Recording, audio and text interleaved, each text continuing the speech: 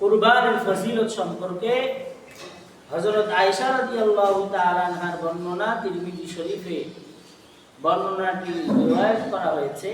আয়েশা রাদিয়াল্লাহু তাআলা আনহা বলেন,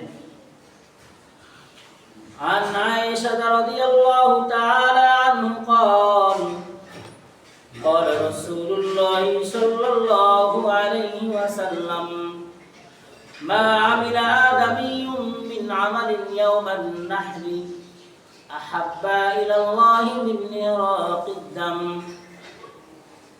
وإن الدم ليقع بمكان قبل أن يقع في الأرض فطيبوا بها نفسا আম্মা জান আয়েশা রাদিয়াল্লাহু তাআলা আনহা বর্ণনা করেন, তিনি বলেন নবী আরবি সাল্লাল্লাহু আলাইহি ওয়াসাল্লাম ইরশাদ করেছেন, কুরবানির দিন আল্লাহর কাছে বনি আদমের রক্ত প্রবাহিত করার থেকে উত্তম আর কোনো আমল নাই। নবী আরবি আরো ইরশাদ করেন, কিয়ামতের ময়দানে যারা আল্লাহর জন্য কুরবানির জন্তুকে জবাই করবে, এই কুরবানির পশুর শিং, কুরবানির পশুর চামড়া, কুরবানির পশুর এই রক্ত আল্লাহ রাব্বুল আলামিনের কাছে কিয়ামতের ময়দানে আল্লাহ পাকের কাছে উপস্থিত করানো হবে। নবী আরবি আরো ইরশাদ করেন, ওয়া ইন্নাদ দামা লা ইয়াকাউ মিনাল্লাহি বিমাকান, কুরবানির এই জন্তু যদি সত্যিকার অর্থে কেবলমাত্র আল্লাহকে রাজি খুশি করবার জন্য জবাই করা হয়, কুরবানির এই রক্ত জমিনে পড়ার আগে আল্লাহ পাক বান্দার কুরবানিকে কবুল করে নেন। বলেন সুবহানাল্লাহ। তিরমিজি শরীফের হাদিস 3123 নম্বর হাদিস,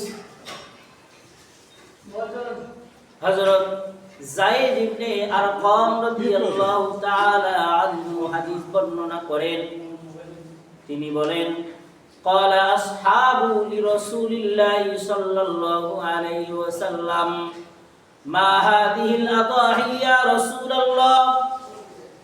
নবীজির সাহাবীগণ নবীজিকে প্রশ্ন করলেন, ইয়া রাসূলুল্লাহ, ইয়া হাবিবাল্লাহ, কুরবানি কি জিনিস, আমরা কুরবানি সম্পর্কে আপনার কাছে জানতে চাই।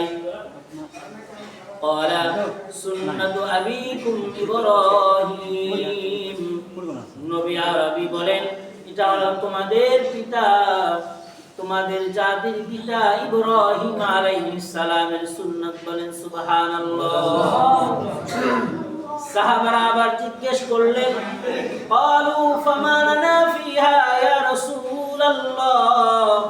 ইয়া আল্লাহর রাসূল, আপনি আমাদেরকে বললেন এটা হলো আমাদের জাতির পিতা ইব্রাহিম আলাইহিস সালামের সুন্নাত, এই কুরবানি করলে আমরা কি ফজিলত পাবো, আমরা কি মর্যাদা পাবো, এই কুরবানের মাধ্যমে আল্লাহ আমাদের জন্য কি প্রতিদান রেখেছেন।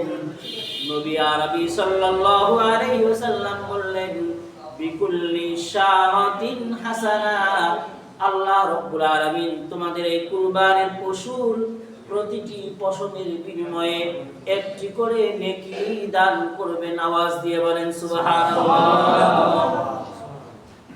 সাহাবারা এবার আশ্চর্য হয়ে জিজ্ঞেস করলেন, ইয়া রাসূলুল্লাহ, ইয়া হাবিবাল্লাহ, আপনি আমাদেরকে জানালেন কুরবানির গায়ে যে পশম আছে এই প্রতিটি পশমের বিনিময়ে আল্লাহ আমাদেরকে একটি একটি করে নেকি দান করবেন। ফাসুফু ইয়া রাসূলুল্লাহ, আমরা তো দেখি ভেড়া এবং দুম্বার শরীরে অনেক পশম, তাহলে কি আল্লাহ রাব্বুল আলামিন আমাদেরকে এই পশমের বিনিময়ে আমাদেরকে সওয়াব দান করবেন? নবী আরবি সাল্লাল্লাহু আলাইহি ওয়াসাল্লাম সাহাবীদের এই প্রশ্ন শুনে উত্তর দিলেন, قال فالصوف بكل شعرة من الصوف حسنة ومن সাহাবীরা তোমরা আমাকে প্রশ্ন করেছো আল্লাহ কি তোমাদেরকে এই দুম্বা এবং এই ভেড়ার গায়ে যে পরিমাণ পশম আছে এই পরিমাণ সওয়াব দেবে কিনা তোমরা জানতে চাও আমি নবী তোমাদেরকে জানায় দেই আল্লাহ রাব্বুল আলামিন তোমাদেরকে এই ভেড়া এবং এই দুম্বা যদি তোমরা জবে করো তার গায়ের ভিতরে অনেক পশম আল্লাহ রাব্বুল আলামিন এই পশমই এই যে কুরবানির জন্তু এর বিনিময়ে আল্লাহ তোমাদেরকে একটি একটি করে সওয়াব দান করবেন আওয়াজ দিয়ে বলেন সুবহানাল্লাহ